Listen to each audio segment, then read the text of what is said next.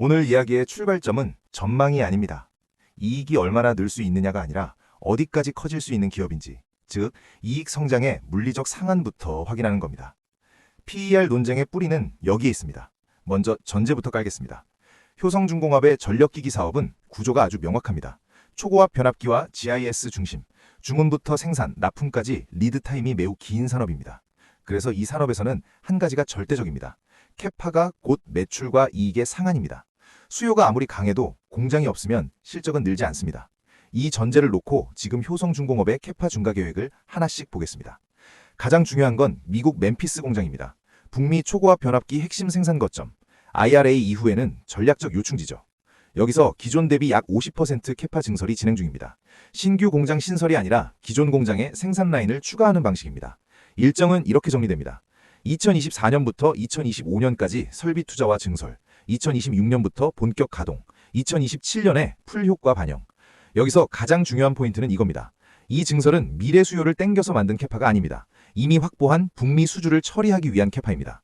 즉, 2026년과 2027년의 매출과 이익 증가는 이미 구조적으로 깔려 있습니다. 국내 전력기기 캐파는 미국과 다릅니다. 급격한 증설은 없고 효율 개선과 부분 증설 위주입니다. 이유는 명확합니다. 초고압 변압기는 무턱대고 늘리면 공급 과잉 리스크가 큽니다. 과거 사이클에서 그걸 직접 겪었고 회사도 알고 있습니다. 그래서 국내 전략은 수요 확진, 점진적 대응입니다. 단기 성장률은 제한하지만 중장기 마진 방어에는 유리한 선택입니다. 인도 증설은 성격이 다릅니다. 미국처럼 대규모는 아니고 중저압 중심의 일부 고압, 규모 자체도 미국보다 훨씬 작습니다. 정리하면 2026년과 2027년 실적을 좌우할 변수는 아니고 2028년 이후를 위한 옵션입니다. 차기 성장 발판이지 지금 이익 폭증의 원천은 아닙니다. 여기까지를 한 줄로 요약하면 이렇습니다. 2025년부터 2027년까지의 성장은 기존 수주와 미국 멤피스 증설로 거의 설명됩니다. 2028년까지는 매출과 이익의 가시성이 높습니다. 하지만 추가 증설이 없다면 그 이후 성장률 둔화는 불가피합니다. 그래서 투자자 관점에서 효성중공업은 이렇게 정의하는 게 가장 정확합니다. 끝없이 커지는 성장주가 아니라 캐파로 성장 경로가 보이는 구조적 성장 기업입니다.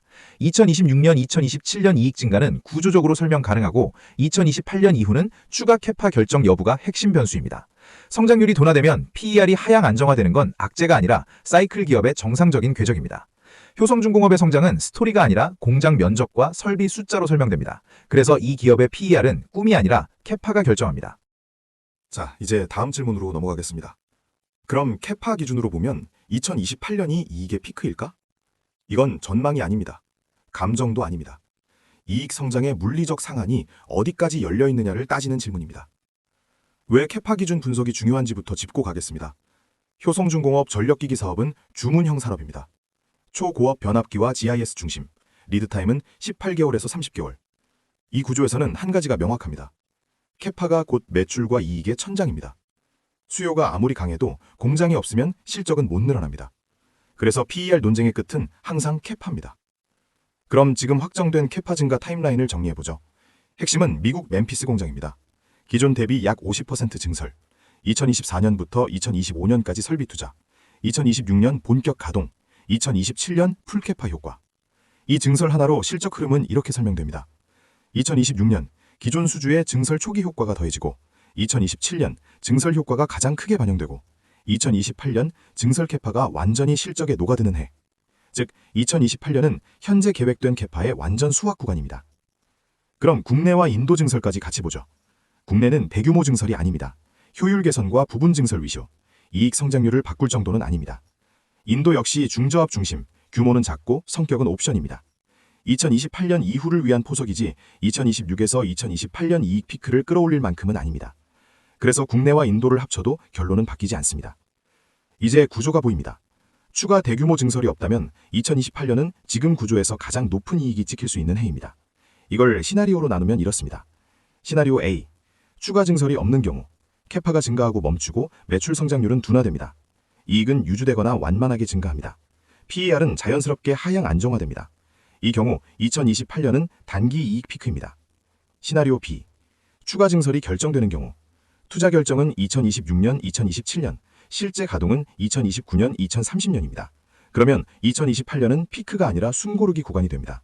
이익은 정점을 찍는 게 아니라 플래토로 이어집니다. 그럼 중요한 질문이 남습니다. 왜 시장은 아직 이걸 확신하지 못할까? 이유는 단순합니다. 회사는 아직 두 번째 대규모 증설을 확정하지 않았고 수요를 장기 보장이라고 표현하지도 않습니다. 즉, 회사 스스로도 지금 사이클을 영구 성장으로 단정하지 않습니다.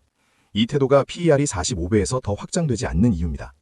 그래서 투자자 관점에서 한 문장으로 정리하면 이렇습니다.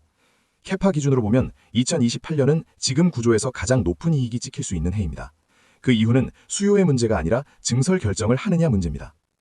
효성중공업의 이익 피크는 시장 심리가 아니라 공장 일정표에 적혀 있습니다. 그래서 2028년은 피크일 수도 있고 다음 사이클의 문턱일 수도 있습니다. 자, 이제 질문은 이걸로 바뀝니다. 추가 증설이 있다면 그 신호는 언제, 어디서 먼저 나타날까? 이건 발표를 마치는 문제가 아닙니다. 회사가 스스로 다음 사이클을 확신하기 시작하는 순간을 포착하는 작업입니다. 결론부터 말하면 추가 증설 신호는 항상 이 순서로 나옵니다. 수주, 말투, 돈 쓰는 방식. 공시는 가장 마지막입니다. 먼저 가장 많이 착각하는 부분부터 정리하겠습니다. 많은 투자자들이 이렇게 생각합니다. 수주가 늘면 증설하겠지? 아닙니다. 중요한 건 수주 규모가 아니라 수주 성격입니다. 진짜 증설 신호는 이런 수주에서 나옵니다. 단발성 대형 프로젝트가 아니라 3년에서 5년 단위 장기 프레임 계약. 같은 고객의 반복 발주 주기가 짧아지고 전력청이나 하이퍼스케일러와 장기 공급 관계가 굳어지는 구조. 이런 수주가 쌓이기 시작하면 회사는 이렇게 판단합니다. 이건 일시적 사이클이 아니라 구조적인 수요다. 이게 증설 검토의 출발점입니다. 그래서 추가 증설의 첫 신호는 수주 증가가 아니라 수주 구조의 장기화입니다. 두 번째 신호는 숫자가 아니라 말입니다. 증설은 공시보다 말이 먼저 바뀝니다. 지금까지의 톤은 이렇습니다. 수요는 강하다. 고객 요청이 많다. 선별적으로 수주 중이다. 그런데 증설을 고민하기 시작하면 표현이 이렇게 변합니다. 현재 캐파가 빠르게 차고 있다. 중장기 수요 가시성이 높아지고 있다. 생산 병목 가능성에 대비하고 있다. 이 표현이 나오면 이미 내부에서는 이런 작업이 진행 중입니다. 부지 검토, 장비 리드 타임 확인, 인력 수급 시뮬레이션. 중요한 포인트는 이겁니다. IR톤 변화는 공시보다 보통 2, 3분기 빠릅니다. 세 번째 신호는 돈 쓰는 방식입니다. 캐펙스의 성격이 바뀝니다. 지금 캐펙스는 유지 보수, 효율 개선, 라인 최적화 중심입니다. 그런데 증설 신호가 나오면 이렇게 바뀝니다. 토지 취득, 건물 신축, 초대형 설비 발주, 그리고 캐패시티 익스펜션이라는 표현. 2단계까지 오면 증설은 이미 결정된 상태입니다. 시장은 그제야 눈치를 챕니다. 그럼 어디서 이 신호가 먼저 나올 가능성이 높을까? 거의 확실하게 미국입니다. 이유는 단순합니다.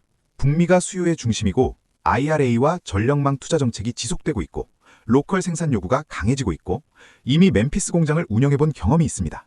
즉, 리스크는 낮고 투자 회수 가시성은 가장 높은 지역입니다. 그래서 2차 증설이 있다면 순서는 미국 먼저, 그 다음 인도나 중동일 가능성이 높습니다. 그럼 언제가 현실적일까? 타임라인을 냉정하게 보면 이렇습니다.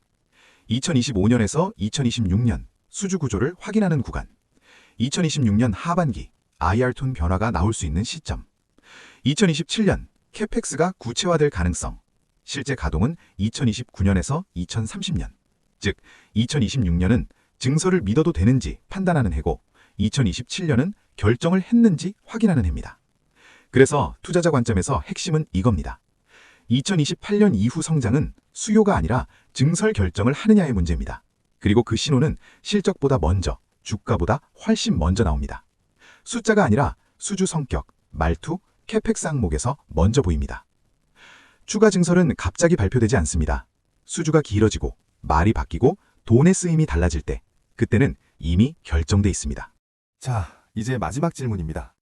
그럼 지금 수주잔고 수준으로 효성중공업 성장은 어디까지 가능한가? 이 질문이 바로 성장 스토리의 끝과 현실의 경계입니다. 먼저 지금 숫자부터 정확히 보겠습니다. 효성중공업의 중공업 부문 수주잔고는 약 11조 원. 이걸 두고 흔히 이렇게 착각합니다. 2년치 매출이네? 아닙니다. 초고압 변압기와 GIS는 리드타임이 18개월에서 30개월입니다. 공정이 길고 매출 인식은 분산됩니다. 현실적으로 보면 연간 인식 가능한 매출은 4조에서 5조 원대가 상한입니다. 즉, 지금 수주잔고는 2026년과 2027년 매출을 꽉 채워주는 수준이지 2028년 이후를 폭발적으로 키워줄 정도는 아닙니다. 이 포인트는 냉정하게 인정해야 합니다. 그럼 2028년 증설 효과까지 반영한 매출 상단은 어디까지일까? 보수적으로 나눠보면 구조는 이렇습니다. 기존 캐파 기반 매출 체력 6조 원대 중후반, 미국 멤피스 50% 증설 효과 1.5조에서 2조 원, 국내 효율 개선과 인도 일부 효과 0.3조에서 0.5조 원, 합치면 8.5조에서 9조 원. 이 숫자는 낙관도 아니고 비관도 아닙니다. 지금까지 확정된 캐파와 이미 받은 수주만 반영한 값입니다. 그래서 오히려 현실적인 상단 가정에 가깝습니다. 그럼 질문은 자연스럽게 이걸로 이어집니다. 이 이후에도 캐파 증설이 가능할까? 현재 기준으로는 쉽지 않습니다. 이유는 명확합니다. 미국 멤피스에서 이미 한 번 큰 증설을 했고 같은 사이클 안에서 2차 대형 증설은 리스크가 큽니다. 수주 수요는 강하지만 5년 이상 장기 프레임 계약이 아직 충분히 쌓였다고 말하긴 어렵습니다. 그리고 무엇보다 전력기기 업계는 과거에 증설, 공급 과잉, 마진 붕괴를 겪었습니다. 효성중공업은 그걸 기억하는 회사입니다. 그래서 지금 태도는 확인되면 늦지 않게 하자이지 미리 질러두자가 아닙니다. 이 구조를 연도별로 정리하면 이렇습니다. 2025년에서 2027년 수주 잔고가 매출로 전환되고 멤피스 증설 효과가 본격 반영됩니다. 이익과 ROE가 가장 좋아지는 구간입니다. 2028년 캐파 기준 매출 상단에 도달합니다. 이익은 피크이거나 플래토의 시작점입니다. 2029년 이후 추가 증설이 없다면 매출 성장률은 둔화되고 이익은 유지되거나 완만히 증가합니다. PER은 자연스럽게 하향 안정화됩니다. 이건 악재가 아닙니다. 사이클 산업의 교과서적인 경로입니다. 그래서 이 시점에서 효성중공업을 이렇게 정의하는 게 가장 정확합니다. 끝없이 커지는 스토리형 성장주가 아니라 공장과 설비로 성장 경로가 미리 그려지는 구조적 성장 기업입니다. 효성중공업은 지금도 성장 중입니다. 하지만 그 성장이 어디까지 갈 수 있는지는 이미 공장 숫자로 거의 정해져 있습니다. 그래서 2028년은 꿈의 시작이 아니라 현 구조에서 가능한 가장 높은 지점에 가까운 해입니다. 이 기업의 PER은 스토리가 아니라 캐파가 결정합니다. 기업은 뉴스보다 구조가 먼저입니다.